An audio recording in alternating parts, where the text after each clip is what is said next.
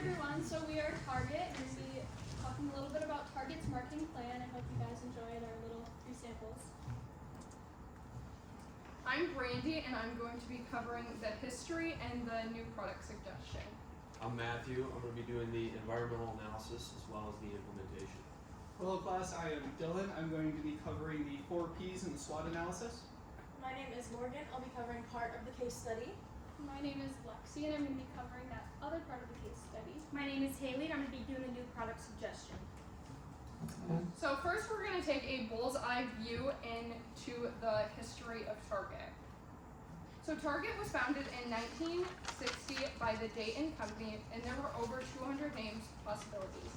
Stuart K. Wittes was tasked with finding a name for the company, and out of a burst of red and white inspiration, they came up with Target. And fun fact, in 1999, that is when Bullseye made his debut in a Target ad campaign, Sign of the Times. And the first 4 stores were opened in Minnesota in 1962.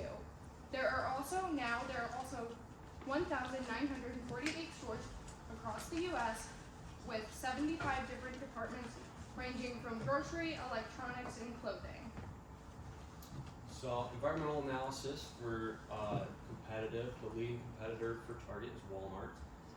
Amidst the pandemic, there was a shift in wants and needs for customers. So both Walmart and Target strive to cater to these needs. Target's tool they used to cater was the purchase of Shipt, which leads into technological, which is this Shipt. I'm sure many of you have heard of it. You get a Shipt shopper.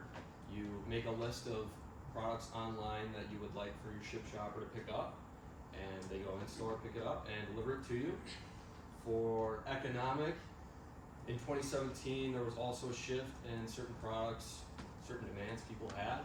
So Target purchased 5 different clothing brands to expand their clothing options. And then socio-cultural. Target's always striving to be more and more environmentally friendly, and they want to be very transparent with their customers. Therefore, they strive to provide more and more information of how they are making a cleaner environment. Quick, I'm just going to show you guys what Target's actual target market is. So I broke it out into these 4 little factors.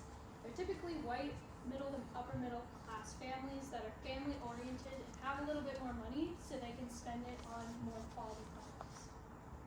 So in the marketing mix, there are products. So Target focuses on a diversity of products for its consumers, both in brick and mortar and online shopping. They provide many services, including opticals, CVS, Starbucks, and hopefully our new service that we're going to be talking to you later about.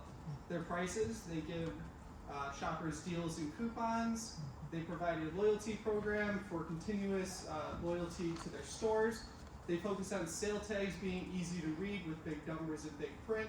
They offer credit card and reward services and implement neuromarketing to adhere to the customer's wants and needs for cheaper prices. Place, they offer different store formats, including Express, City, Target, which we have in Marquette, and Super Target. They have different layouts of their departments and distribution centers all across the U.S., 51 to be exact. Promotion, they use multimedia advertisements, including newspapers and flyers. Social media, that's including Instagram, TikTok, and their Target app to reach consumers. Their earned media from online reviews and their influencers. Using the SWOT analysis, we looked at some of the strengths of Target, including brand image, their partnerships, their charity donations to local communities, and their all-around positive store environment. Weaknesses could be, and not limited to, customer information leaks, the filtered target market, and their market shares.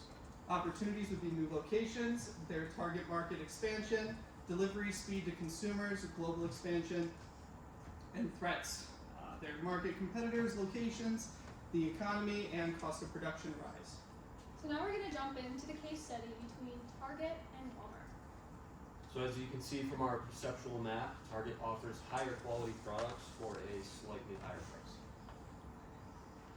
From there, I'm going to just give you guys a background on some of Walmart's strengths and weaknesses so we can kind of Walmart is the largest retailer in pretty much the world. That goes to show how they're global, and because of this, their supply chains are more well fit together so they can create cheaper products for their customers. Their weaknesses are they have a pretty poor brand image. I mean, you go into a Walmart and you're not going to expect to see pristine store aisles. You're probably going to see like that weird guy in the corners like sniffing something. I don't know. But another issue that Walmart has is employment. They don't have a very good rep with their employees. And finally, all of their sales, or not all of them, but most of them are in the US. So being able to expand globally would be really important for them. Walmart and Target are similar in quite a few ways. One of these ways is their home delivery options.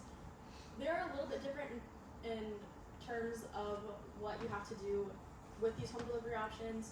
Target, for example, is free if the order is above $35, or if you don't reach that minimum, there is a $9.99 delivery fee. Again, introducing this neuromarketing strategy. Walmart, on the other hand, if a customer has the Walmart Plus benefits, then they do get free home delivery. Whereas if you do not have Walmart Plus, it is a $9.75 home delivery fee. As far as customer service goes, both companies have locations inside stores where customers can simply do returns or things of that nature, so that customers that are purchasing items won't have to wait as long, nor will the people that require customer service. As far as products go, the products are somewhat similar. They both offer grocery, clothing, and electronics. They do have slightly different brands, but that's simply because of the way the stores are set up. As far as services go, depending on the location, they both offer optical pharmacy and a photo printing center. So now we're going to look at the differences between their subscriptions. So Walmart Plus actually offers like a 10% discount, not 10%, 10-cent discount at certain gas stations, and that comes with the fee of $12.95 a month to pay for Walmart Plus. They also include Paramount Plus, so if you guys like TV, that would be really helpful for you. Target is a little bit different, so they have a credit card / debit card or reloadable account system that you can do. You don't have to pay for this service, you just have to apply for the card. But along with having a credit card, if you miss payments, there's late fees, and the annual percentage rate for the Target card is a 25%. One of the major differences between Target and Walmart is the overall shopping experience. While Walmart has small aisles in order to cram as many products and brands in as they can, Target has wider aisles so that customers feel comfortable and they're just having an overall better time. Target does offer fewer brands, but they are higher quality products than Walmart. Also inside the store, Walmart normally has, when you first walk in, most Walmart locations have fast food. They have either McDonald's or Subway, which is food that you have to sit down and eat, whereas Target usually has a Starbucks or something simple inside so that you can enjoy your coffee while you're shopping for an overall better experience. As you can tell by this graph, the annual revenue between Walmart and Target is very different. This is simply based on the number of locations.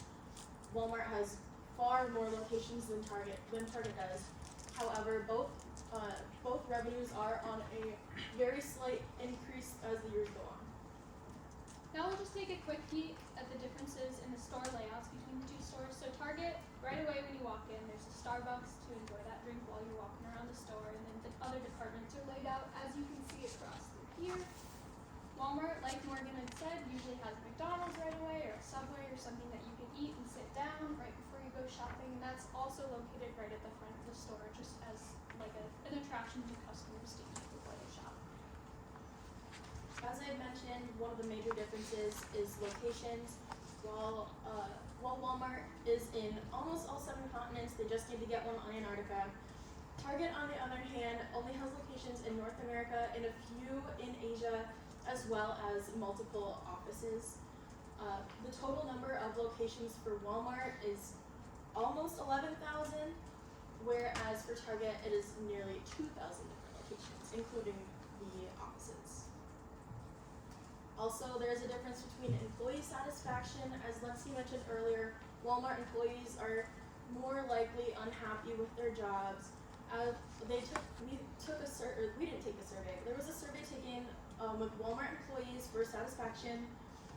They asked questions about overall happiness, pay, benefits, and only 53% of Walmart employees said that they were happy with where they are in the company and with their overall job, whereas Target employees had a 69% overall satisfaction rating about the same factors. So the final main difference that we're going to talk about here is the difference between the target markets and the two companies. So Target, like I already mentioned, has a target market of like these middle class families that have a little bit more money and they're very family oriented. So we're going to want to expand on that in our future product or service. Walmart shoppers are like the low to middle income families, so they're going to want to get into the store and get out with the best price that they can get. So how many of you have ever been shopping and you witness a screaming child along with a parent that looks flustered? Like many of you, so have we. This led to our product suggestion, which is basically an area where parents and children can decompress after that long shopping trip. So we found this company called Softplay.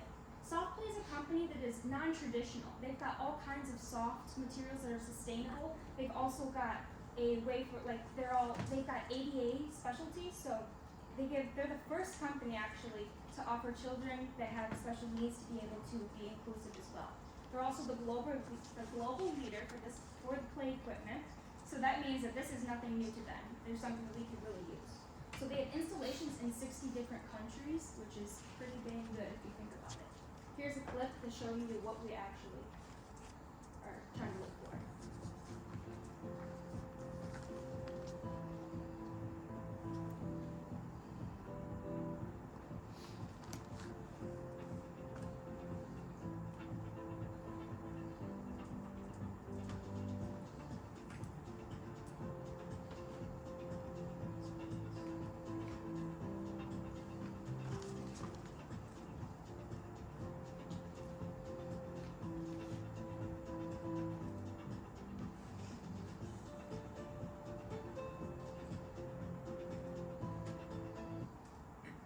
So where's it gonna go?